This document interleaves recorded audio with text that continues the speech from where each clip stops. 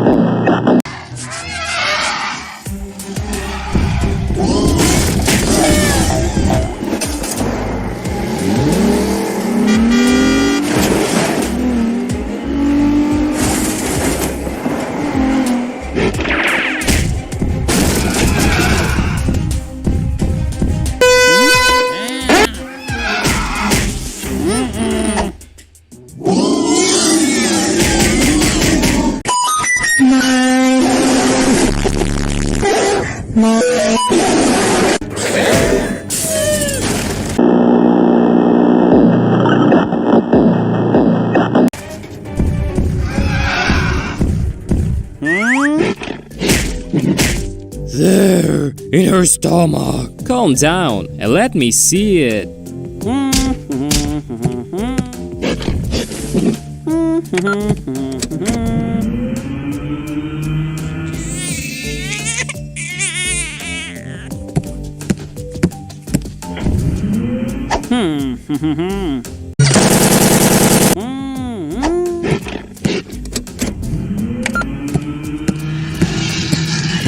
Your baby is a cyber athlete.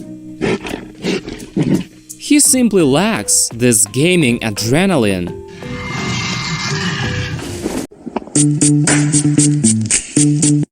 I would advise you to play Arena of Valor. This should keep the baby calm.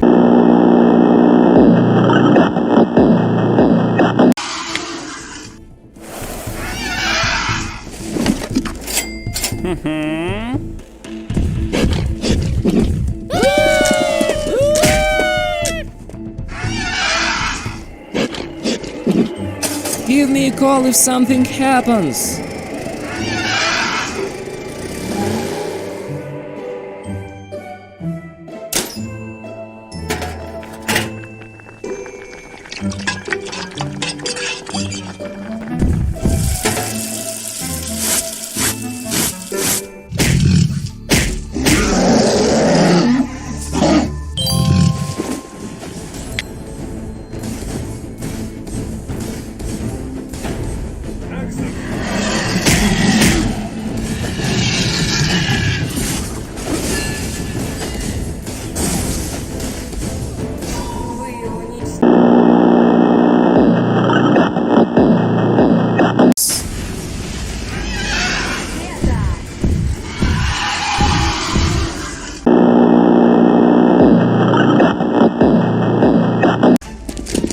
Hands up!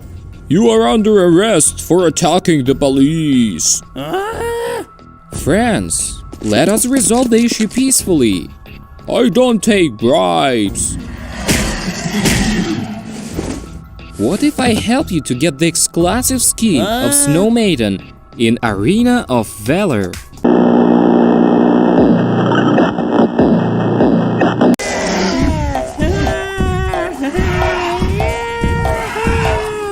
That was hell of a game. Yeah, I especially like the game's update.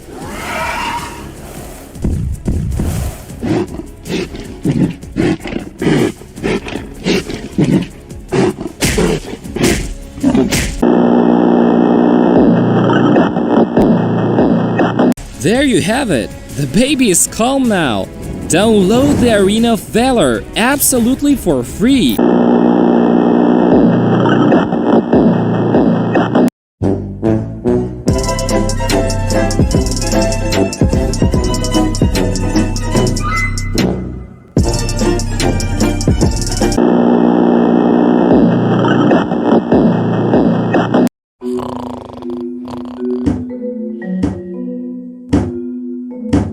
Who Who the hell is this? Riley's father struggled to his feet to open the door. The cops were standing in the doorway. They reported that his son stole an expensive car. He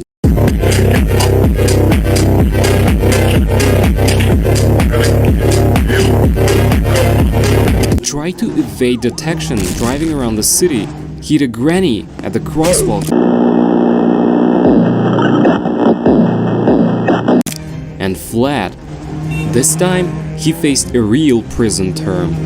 I have no idea where this idiot is. The cops warned the guy that he had to let them know in case Riley showed up, and they left after that.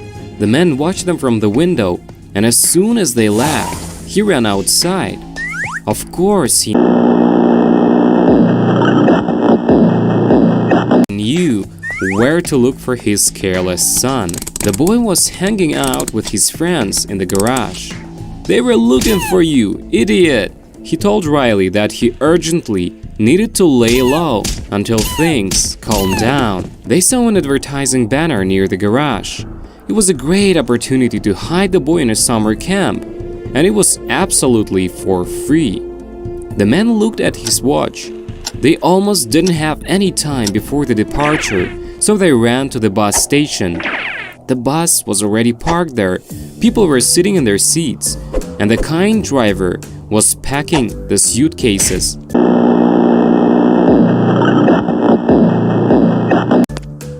What is this piece of rag? But Riley's father grabbed him by the scruff of his neck and threw him inside the bus. Everyone was ready, and the bus set off. The man waved his hand after the bus. He remembered how he was raising his son alone. His wife abandoned them when Riley was just a little child.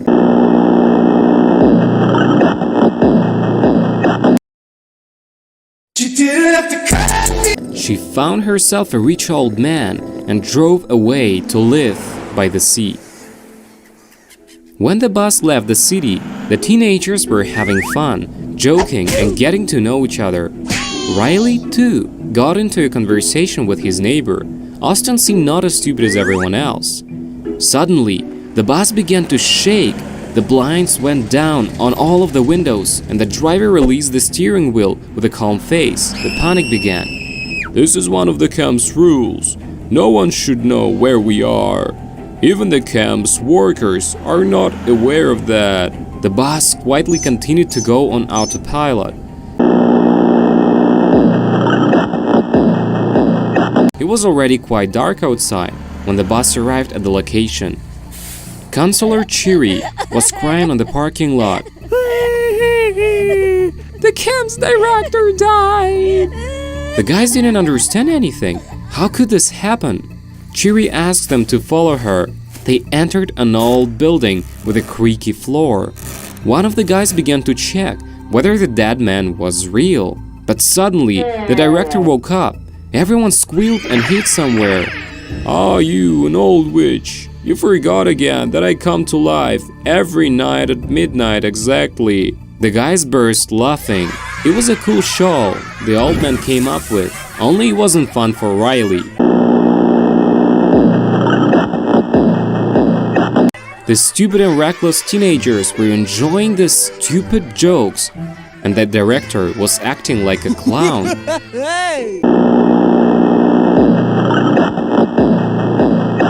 Here's the most important rule of the camp. You have to behave well in order to survive. It excited the teenagers even more. They all started fooling around.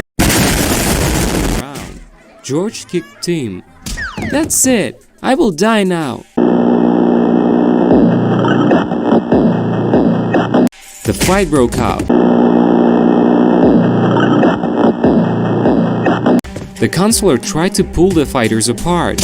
"Oh no, please stop, or there will be trouble again."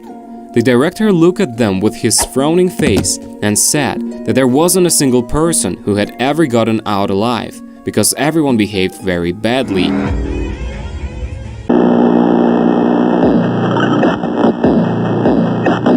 Riley got completely completely bored at this meeting, he quietly sneaked out of the principal's office to examine the camp and see what he could possibly steal. He saw a dim light in the first aid post and peeked in the window. The nurse and the cook were doing something weird. And Riley couldn't understand what they were occupied with, and as a result, he revealed himself. The cook ran to the window, but there was no one on the street. Rats, probably. Riley could hardly catch his breath after such a fast run. He noticed some graves just behind the fence. It was a cemetery. The boy got scared and he ran back. The counselor took the guys to their dorm. The whole setting was like in a horror movie, but everyone enjoyed this atmosphere. Riley told Austin about the cemetery, but the boy reassured his friend. "Oh, don't worry, everything is just a decoration here." Everyone felt tired after a long journey, so they quickly fell asleep. Riley tossed and turned in the bed for quite a while. He remembered all the moments his father was drunk and refused to give him the money for sweets. All of his friends had their own pocket money, and he had to wash cars in order to earn at least something. Sometimes, arrogant drivers refused to pay at all. Once, a local hooligan Muffin demanded the boy to give him half of his earnings. Obviously, Riley said no, threw a bucket at the offender, and ran away. Back in those days, Riley was still a noob, so he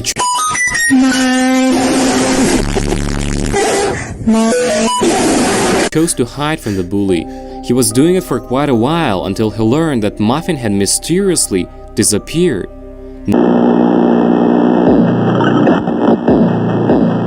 No one knew where he was, but Riley remembered he saw the bully's face on one of the graves. What the hell?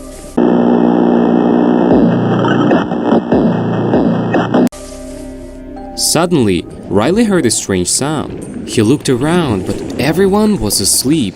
George was peacefully snoring on the next bed. Suddenly, these black ugly hands started crawling out of his bed.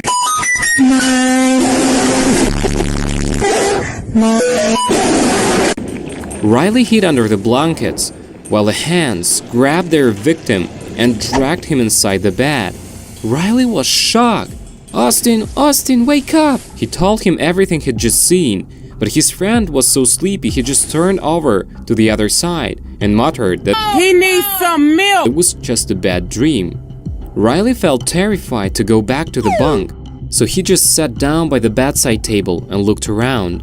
Someone's voices resounded from inside the nightstand. Riley jumped away. Was this monster that kidnapped George sitting inside of it? But no one emerged from the nightstand. Then Riley opened it and saw a long passage inside. The voices were coming from afar. He felt curious, so he carefully climbed inside that nightstand and began to crawl along that terrible tunnel. A nail was sticking out of the floor. Riley hurt his hand. But that didn't stop him.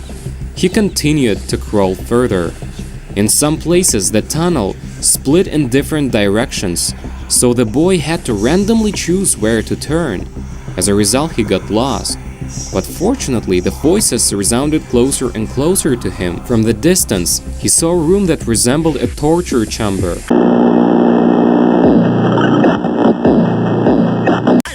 George was laying on the bed, muttering something, while some kind of energy was pumped out of his stomach. Little, nearly invisible people sat inside the jar, screaming. Riley noticed that the bully from his childhood was also there. Suddenly, some girl entered the chamber, and everyone got silent. She looked around the room suspiciously and started sniffing like dogs do.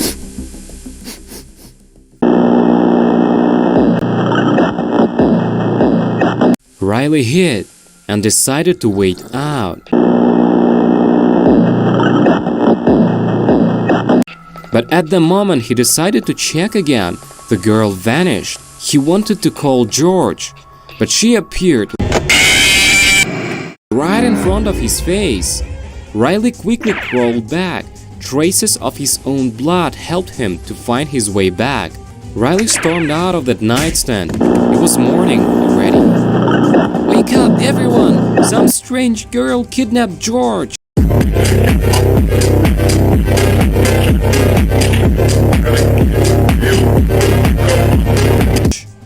Everyone was sleepy and annoyed.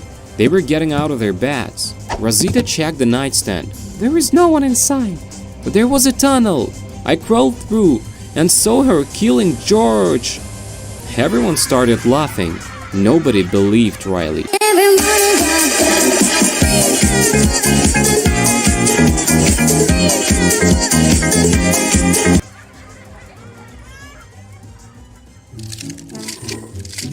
Hurry up!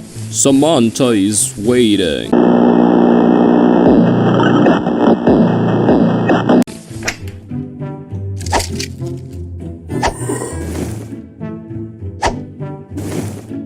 You look so beautiful. Come on!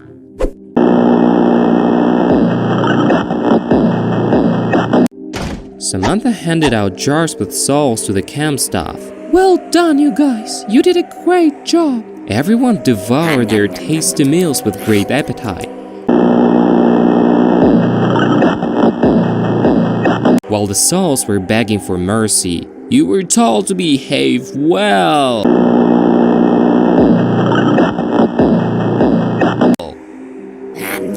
the counselor was in a hurry, and a fuss reigned over the squad. Everyone laughed at Riley.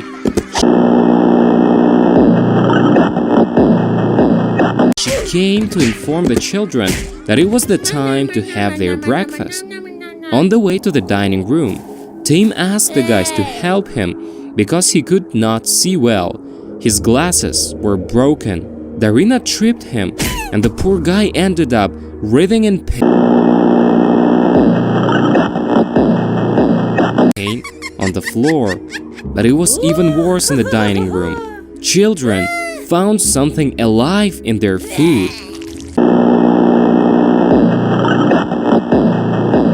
And that something was moving, and only Tim didn't notice anything at all. Darina grabbed her plate and went to complain to the cook. "What is this poison? Oh my. She decided to check the contents of that pan, grabbed the hot lid, and the black hand rapidly dragged the girl right into the boiling liquid.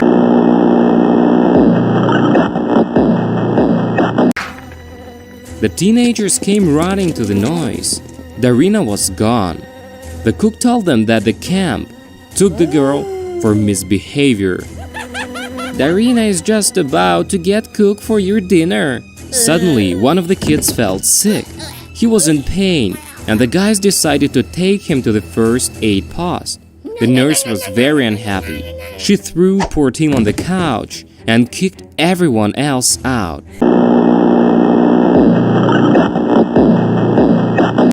Everyone loved the adventure, and only Riley realized that it was all real. He decided to show that cemetery to everyone, and it was only near that dreadful place that they noticed that it had gotten dark outside. Nika said that she didn't feel scared at all. Then, Rosita found a dead rat on the ground, crept up from behind, and quietly put it on Nika's shoulder. The girl panicked, knocked Frank over, and grabbed hold of the gate. She was hit by electricity and thrown backwards. Everyone burst out laughing at what they've seen, and nobody noticed how the mask fell off Frank's face. Riley helped Nika to get up and took her to the hospital. The nurse was busy with something. They asked her to dress those burns on the girl's hands.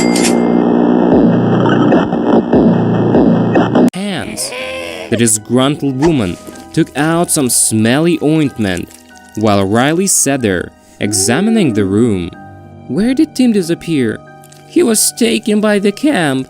Didn't they warn you that You need to behave well in order to survive. Austin and Rosita were having fun. Rosita jumped off the swing and decided to ride down the slide. But it seemed that the slide started eating the girl. She was screaming for help. Austin was still having fun, but Riley and Nika came running to the screams. Rosita was eaten by a slide. Isn't that a great idea? And the slide seemed to be happy as well. It's been a long time since it ate. It served her right, that stinker. Riley put his hand over her mouth and asked her to behave well. The counselor appeared. She was quite surprised that the guys were still alive and told them that the previous group didn't get through the first night. But Riley only smiled and reassured her that they were doing all well and offered the guys the chips that he had with him. They went to the corpse. Riley shared his chips with everyone, made some drinks, and brought a TV set. Nick and Austin quickly got used to this kind of service, and while they were both resting, he quietly got outside to search for a way out from this hellish camp. He found a ladder and tried to climb over the fence, but the higher he climbed, the higher the fence stretched. He gave up on this plan and decided to build a catapult, flew over the fence, landed on the tree, and returned back to the camp. But when Riley entered the building, there was no one there. These hooligans rummaged through other people's lockers, stole all the sweets, and just vanished. He ran following the footsteps. The candy wrappers led him to the director's house. There, he saw the guys playing with the coffin. Nika climbed inside, and Austin slid the lid back. Screams resounded from the inside. The coffin began to shake. Riley tried to open that lid, but nothing really worked. He then grabbed the hammer and started pounding with all his might. The coffin fell apart, but there was no one inside. Austin thought for just a second, but then quickly got excited. All in all, such a cool trick the director had invented. He really loved this devilish camp. The director appeared. "How come you're still alive?" He invited the guys to watch his favorite movie. They all sat in an empty hall, but the director couldn't adjust the filmoscope just yet, so the movie wasn't starting. Austin felt really bored, so he began to swing on a chair, toss popcorn at the director, and shout that such a long wait was really pissing him off. Riley tried to calm his restless friend, but his actions provoked Austin even more. The guy even fell to the floor. The cabinet behind his back was just about to drop on the boy, but Austin did a somersault to the side. "Stupid camp! I tricked you!" But the camp turned out to be tougher. Suddenly, the black hand appeared and dragged Austin somewhere. Riley was simply shocked. He was afraid to move. The movie started. It was a wonderful sunny day. At the bus station, parents accompanied their beloved daughter, Samantha, to a summer camp. All the teenagers said goodbye to their folks and tried to seem nice. But as soon as the bus departed, everyone began to behave inadequately. The driver didn't pay any attention to that. So impudent hooligans began to kick harmless Samantha's backpack, and the weak girl just couldn't say anything against it. They continued to bully her in the camp as well. They called her names, pulled her hair, and finally kicked her out of their company.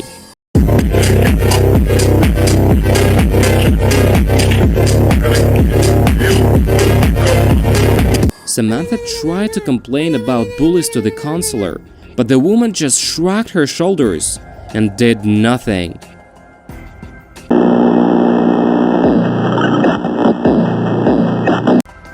The girl became a real outcast. Those idiots threw bread at her in the dining room, and took away her delicious food. The cook didn't stop this mess, even though he saw everything. Then, the bullies pushed Samantha into the pool. She began to choke. The camp's director was passing just at this moment, but he only asked the hooligans to not trample the lawn. Unfortunately, Samantha's troubles didn't end there. At night, the hooligans smeared her face with toothpaste. She woke up and started crying loudly. The bullies got scared that she might attract attention, so they sealed her mouth with tape, dragged the girl to the laundry, threw her into the washing machine, and flipped the switch labeled Turbo. When they decided that the girl was punished enough and tried to turn off the washing machine, nothing worked out. It continued spinning so quickly, then it began to smoke and sparkle, and the hooligans just rushed away. The laundry was on fire. It was impossible to extinguish the fire, and the flames quickly spread to the neighboring buildings. Panic broke out. The crowd tried to escape from the camp, but the gates were locked. It was the morning already when the firefighters arrived, but the camp was already gone. Now the SCP camp appeared in different locations of Roblox and lured people with special discount offers. You didn't have to cut me off. We were nothing. I don't even need your love, but you treat me like a stranger, and I feel so loved. If the teenagers behaved badly, the camp killed them, and Samantha took their souls. The deceased camp workers also helped Samantha and received their share for it. The SCP Fund has been hunting that camp for several years, but so far to no avail, because the camp always managed to disappear. The movie ended. Samantha sat next to him and cried, "You're the first one who survived." Riley offered to help her. Samantha gave him a note for her parents and allowed him to leave. He walked to the gate and the camp let him go. Riley calmly walked out, and when he turned, the camp was already gone. He got to the highway where a truck driver picked him up and drove him to the city. The guy found Samantha's parents' house and handed over her note. The poor couple recognized their daughter's handwriting. Then he went to the police station to turn himself in, but luck was on his side. That old woman whom he hit with a car survived. The doctors managed to restore her broken body.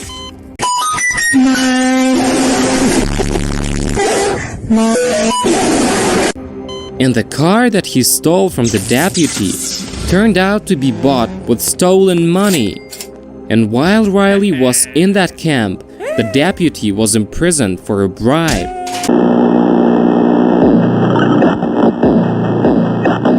So now Riley was clear before the law. He decided to become a decent citizen after that story.